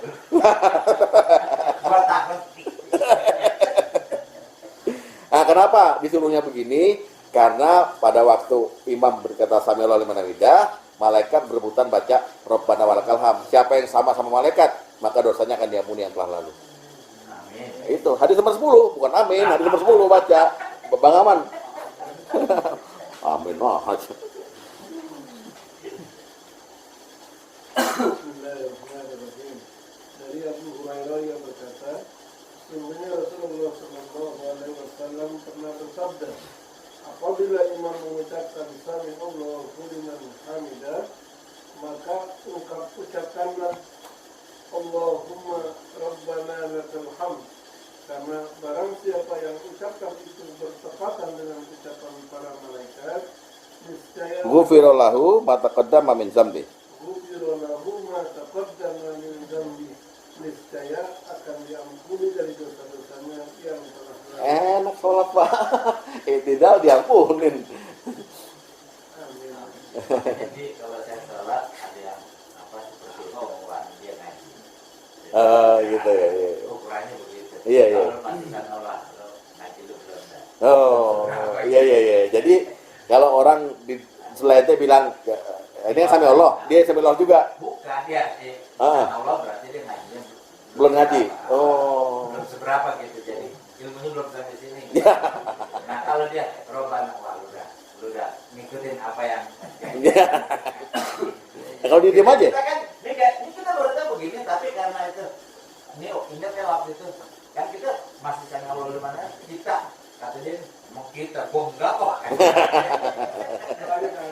Nah iya kayak gitu. Nah, kalau ada ngajarin ente, Itu kan musola ada yang begitu. banyak mas. Iya. Saya menyimak dan Ah, hanya renungan saya aja. renungan. Ya. Dalam berdiri ini ada tunduk, khusyuk, diam, dan lama pula yang bagus. Saya melihat manusia memang kalau dalam berdiri itu sangat independen Iya. dan sangat stand alone Iya. Stand alone ya. dan siap mengaplikasikan emosinya. Iya. Berdiri Ada perhatian khusus. enggak, Serius. dia siap melakukan emosi dalam arti jauh dari ketundukan. Oh, harusnya begitu ya. Kalau dunia. manusia berdiri, Kalau dunia. sama orang berdiri duduk loh, jangan berdiri. Ah.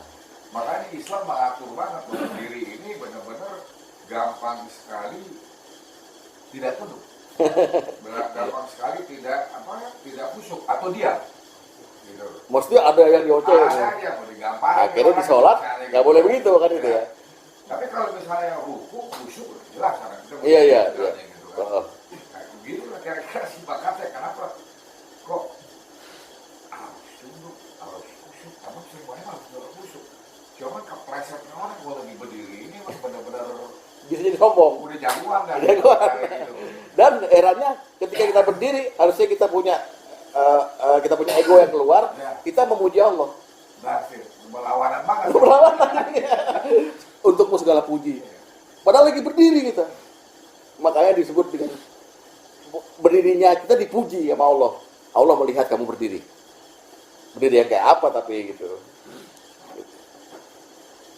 Nah, terakhir bacaan yang juga disunahkan adalah Rabbana walakal hamdu hamdan katsiran thayyiban mubarakan fi dalam i'tidal. Tapi bacaan ini berasal dari sahabat Rasulullah yang ketinggalan sholat. Rasulullah jadi imam bangkit, dia masbuk buat Rasulullah sami Allahu liman hamidah, dia teriak duluan Rabbana walakal hamdu hamdan katsiran thayyiban mubarakan fi. Selesai sholat Rasulullah tanya, siapa yang ngomong? Saya ya Rasulullah gitu. Sungguh aku bersumpah demi Allah, aku melihat 30 malaikat berebutan ngambil kalimat itu untuk mencatatnya gitu. Jadi ini disunahkan juga akhirnya sebagai bacaan i'tidal. Saya mengamalkan ini bertahun-tahun.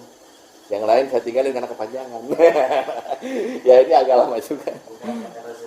Lu saya ngajarin. Ya, bukan kau yang aja. Bukan. Hadis nomor 6. Hadis nomor 6. Dari Rifa'ah bin Raf Az-Zuraiki, dia berkata, dahulu pada suatu hari pernah kami salat di belakang Nabi SAW, maka setelah beliau mengangkat kepalanya dari ruku dan membaca sami Allahu liman hamidah, lalu ada seorang laki-laki yang membaca Rabbana walakal hamdu hamdan katsiran thayyiban mubarakan fi. Ya Tuhan kami dan bagimu segala pujian yang banyak dan baik lagi berkah di dalamnya. Maka setelah selesai salat beliau bertanya, siapa yang mengucapkan kalimat tadi? Maka orang laki-laki itu menjawab, saya. Nabi SAW bersabda, saya melihat 30 malaikat lebih berebut untuk mendapatkan ucapan itu dan yang lebih dulu mencatatnya. Gitu. Jadi saya udah jalanin. Dede juga ya? Baca ini ya? Ya? Jadi cari golongan yang sedikit aja. Ya bukan. Ya ini nggak sedikit ini. Emang itu udah hafal? Rabbana wa hamdan katsiran kagak sedikit ini.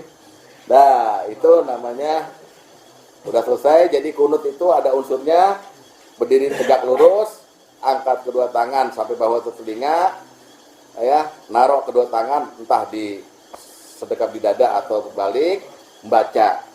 Bacanya adalah sami Allahu liman hamidah, Rabbana walakal hamd, asal mulanya. Kemudian ditambah dengan bacaan-bacaan seperti ini. Unsur lamanya belum terpenuhi ini. Kalau unsur diam kan jelas kita nggak ngobrol lagi. Unsur lamanya belum. ternyata ada lagi bacaan i'tidal yang namanya bacaan kunut. Doa kunut. Nah, ini sekarang kita pelajari doa kunut. Ya. Masalahnya Ustaz, Ya, silakan. ini kan tadi dibilang diam Ustaz.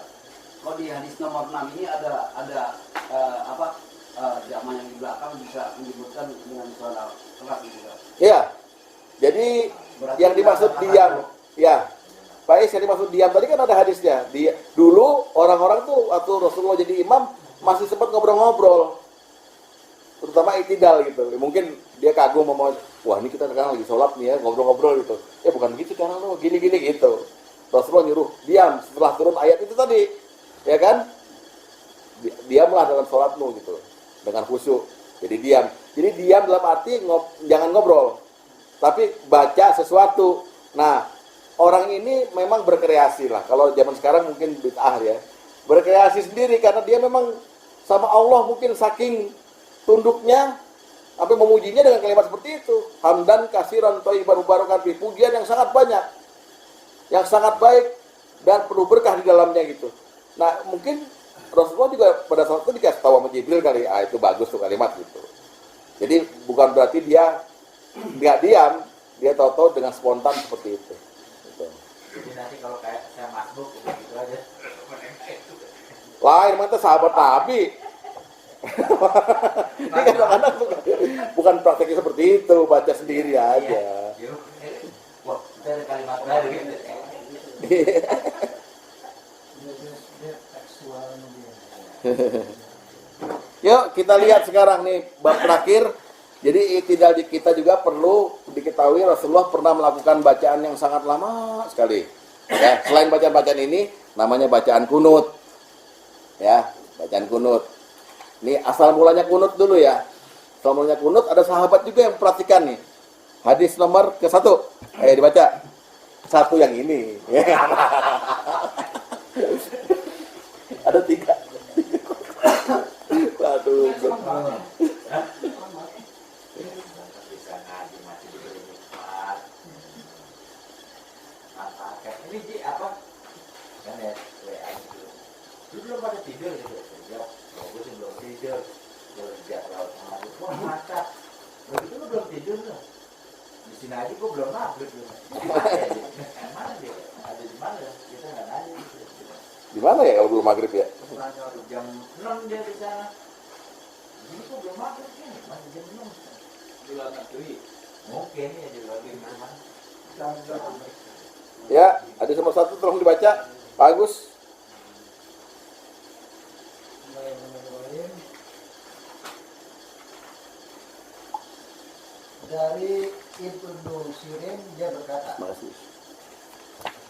sebagian orang yang pernah melihat sholat subuh bersama Rasulullah SAW bercerita kepadaku bahwa setelah Rasulullah SAW mengucapkan Sami Allahu liman hamidah, di rokaatis saniyati, pada rakaat kedua beliau berdiri sejenak. Nah, tidak di rakaat kedua subuh, kok Rasulullah pernah berdiri sejenak? Maksudnya agak lama gitu ya, kira-kira gitu. Ini di kejadian kapan gitu? Nanti akan diterangkan di kejadian kapan gitu. Ya, subuh doang loh nih. Wah berarti bener dong yang di musola. Asik gitu. Ketahuan. Dia senang dia pernah. Dijohirkan kalau itu. bukan soal itu. Ya. Nah, Rasulullah kemudian diketahui membaca kunut pada berdiri sebelum ruku dan terkadang pada i'tidal. Jadi kadang-kadang Rasulullah berdirinya setelah membaca surat itu di subuh tadi ya, di subuh. Itu beliau masih lama lagi diem. Jadi kunut kan berdiri tadi ada 2 tempat kan, dua-duanya namanya i'tidal gitu.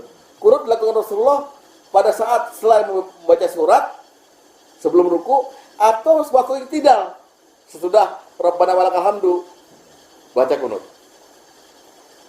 yang panjang. Nah, ini diketahui dari kesaksian sahabat juga dari Muhammad bin Sirin tadi, Ibnu Sirin. Hadis nomor 4. Dari Muhammad bin Sirin dia berkata, Anas bin Malik pernah ditanya, apakah Nabi SAW melakukan kunut dalam salat subuh? Anas bilang, ya. Lalu dikatakan kepadanya, nah ini dia. Ya. Faqila lahu awakonata qoblar ruku'i qala ba'dar ruku'i yasira. Apakah beliau melakukan sihir sebelum ruku? Anas menjawab, seringnya sih setelah ruku. Jadi kunut beliau pernah melakukan sebelum ruku atau seringnya setelah ruku. Kapan ini gitu, masih samar nih, kapan nih gitu kan. Nah, jadi kunut nih sekarang nih. Ternyata kunut juga nggak cuman di subuh, di maghrib juga. Hadis nomor 8. Dari Abu Qilabah, dari Anas bin Malik radhiyallahu anhu, dia berkata, ya, apa itu bunyinya? Kanal kunutu fil maghribi wal fajr. Doa kunut itu ada dalam salat maghrib dan subuh. Nah, ya. Juga kesaksian di hadis nomor 9 dari Al-Bara bin Azib. Dari Al-Bara bin Azib bilang bahwa Rasulullah SAW, ya, kanat yaknutu fis subhi wal maghrib. Pernah membaca kunut pada salat subuh dan maghrib. Nah, kemudian sebentar dong. Loh, ini. wakilin. Ternyata bukan cuma subuh dan maghrib. Hadis nomor 2 bilang apa? Hadis nomor 2. Dari Ibnu Abbas dia berkata, Rasulullah SAW membaca kunut 1 bulan. Ingat, 1 bulan. Pak Luli menjawab ya. Jadi rutin 1 bulan. Apa? Fi zuhri dalam zuhur, wal asr dalam asar, wal maghrib dalam maghrib, wal isya dalam isya, wa sholatis subhi dan dalam subuh. Di akhir rakaat setiap sholat. Jadi kalau di subuh di tidak rakaat kedua, maghrib di tidak rakaat ketiga, asar, zuhur dan isya akhir rakaat di rakaat keempat, bukan rakaat kedua. Ya, di akhir rakaat, ya, pada rakaat terakhir. Beliau nah, apa kunutnya? Beliau mendoakan kebinasaan bagi orang-orang yang hidup dari kalangan Bani Sulaim, Ri'il, Zakwan dan Usayyah. Jadi isi kunutnya sebulan penuh itu isinya doa laknat untuk beberapa kaum kabilah dari Ri'il, Zakwan, Usayyah dan segala macam. Laknat. Nah, kenapa melaknat? Kenapa Rasulullah mendoakan kebinasaan? Kita lihat Nah, terus yang tadi dibilangnya 1 bulan, ya kan? 1 bulan full.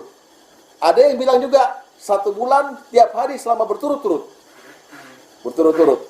Jadi udah sebulan gitu. Hadis nomor 10. Dari Anas bin Malik dia berkata, Rasulullah SAW pernah kunut setelah ruku syahran mutatabi'an setelah 1 bulan berturut-turut. Minggu, Senin, Selasa, Rabu, Kamis, Jumat, Sabtu, Minggu, terus sebulan berturut-turut, nggak pernah putus. Di mana aja? Subuh, asar, subuh, zuhur, terus di 5 waktu berturut-turut. Ya, yakni mendoakan kebinasaan untuk satu kabilah dari kabilah-kabilah Arab karena mereka berbuat maksiat kepada Allah dan Rasulnya. Jadi kejadian itu adalah Rasulullah kunut, ada sebabnya.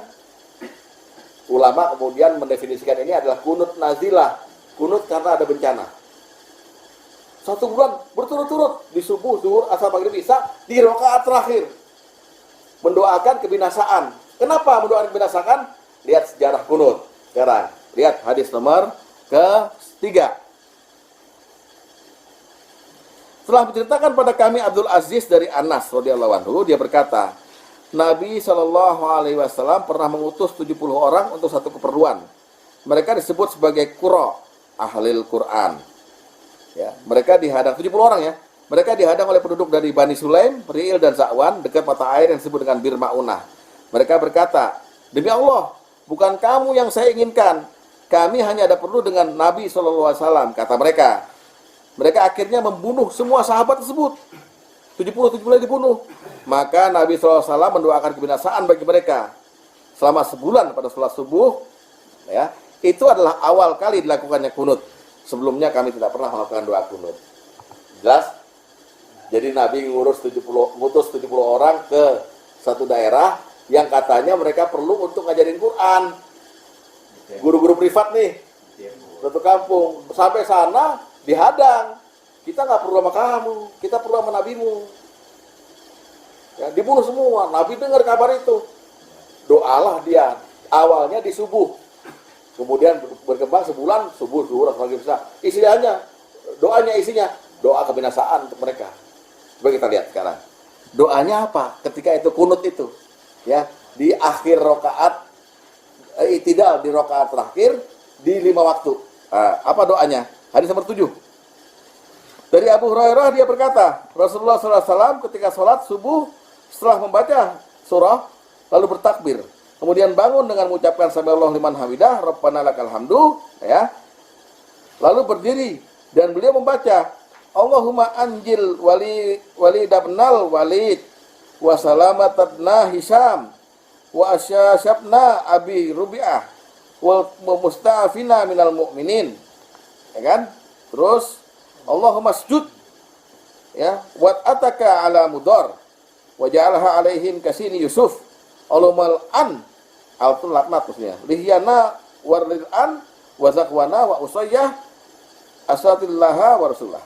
Ya Allah, selamatkanlah Al-Walid bin Walid, Salamah bin Hisam, Asya bin Rabi'ah dan orang mukmin yang lemah. Maksudnya Rasul minta selamatkanlah dia di akhirat. Jadi kalau udah mati, ya selamatkan di akhirat, soalnya dibunuh kan.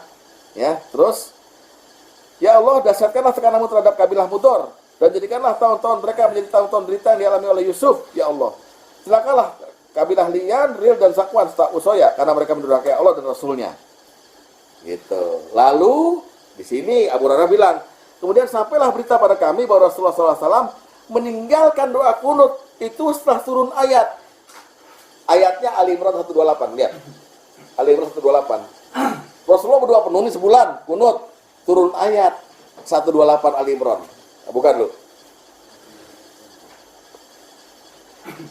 Air putih hangat. Yang agak panas.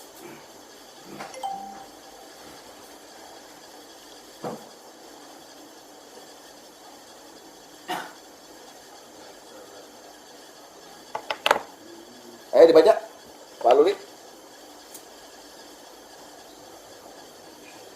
Maisalaka minal amri syai'un aw yatuba alaihim aw yu'adzibahum wa innahum zalimun. Tak ada sedikitpun campur tanganmu dalam urusan mereka itu, atau Allah menerima taubat mereka atau mengazab mereka, karena sesungguhnya mereka itu orang-orang zalim. Sekarang lihat Ahok, kasus Ahok. Mau laknat kayak apa, nggak campur tangan kita. Allah mau ngampunin Ahok. Kalau di terjemahan sini lebih ini lagi. Apa tuh? Itu bukan menjadi urusanmu, Muhammad. lebih cakep lagi terjemahan. Apa tuh?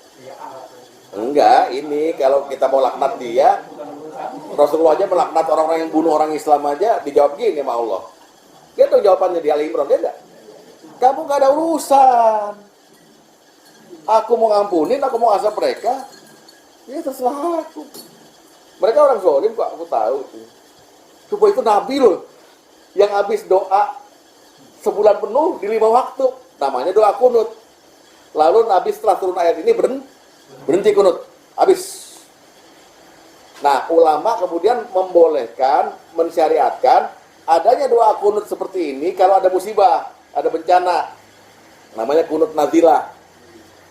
Lakukanlah kunut nazilah itu. Kemarin kan di Monas kunut nazilah tuh. Panjang, Ustaz. Panjang kunut nazilah. Di Mekah juga begitu. Habis Isya biasanya gitu. Nah, kemudian kok ada bacaan kunut subuh kita ini sekarang, Allahumma hadina fi man hadait wa amin wa afina man afait wa amin wa tawna man tawait wa amin. Dari mana itu? Kita lihat sekarang. Hadis nomor 5. Nah, ingat ya, hadis nomor 5 ya. Dari Ubay bin Ka'ab bahwa Rasulullah SAW, nah ini, kana yutiru fayat nutu qoblar ruku. qobla ruku, sebelum ruku, habis baca surat. Jadi Rasulullah SAW sholat witir dan membaca kunut sebelum ruku di rakaat ketiga atau rakaat ganjil terakhir lah. Kalau dia witirnya 9 rakaat, jadi rakaat terakhir, rakaat ganjil sebelum ruku sudah baca surat.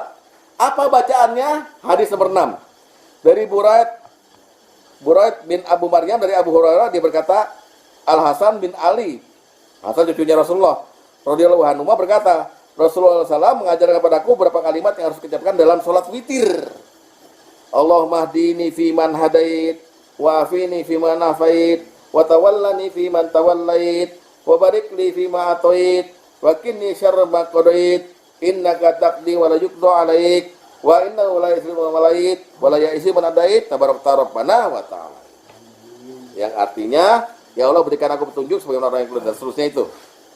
Jadi yang sekarang dilakukan adalah mengambil kunut witir, mengerjakannya sesudah ruku dan bacaan kunut witir yang dilakukan orang subuh gitu. Tanpa ada dalil yang menyuruh. Itulah yang saya hindari. Loh kok pindah kunut witir? Kalau mau kunut subuh, ya baca laknat, kunut nazilah, dan jangan subuh aja. Monggo silakan. Rohinya dibakar tuh umat Islam. Baca. Ya, Allahumma ansurna fil mujahid, sunna mujahidina wa mujahidina fil Filistin wa Syria wa Libanon wal Myanmar. Oh. Boleh. Ya Allah, tolong orang-orang mujahidin di mana gitu. Itu boleh, silakan aja. Sesuai dengan keadaannya. Tapi kalau bacaan kunut witir dipindah ke subuh, dilakukannya malah setelah ruku, bukan sebelum ruku, nah udah mindahin. Ini kita ngomong bukan soal kunut, ini ngomong soal itidal kan nih, masih itidal. Ya, itidal. Kan seandainya logikanya, doa itidal itu dipindah ke sujud, kan mindah kan? Iya. Saya jelas ya. Jadi ternyata itidal itu adalah gambaran belakangnya kita disuruh istiqomah. Istiqomah dalam hidup ini. Kenapa? Karena istiqomah itu kan akhirnya qiyama yaqumu, berdiri. Itidal juga artinya al-intisab, artinya berdiri. Berdiri seperti apa? Berdiri dengan 4 unsur, berdiri dengan lama, ketundukan, kekhusyuan dan diam. Lalu ternyata di situ ada maksud.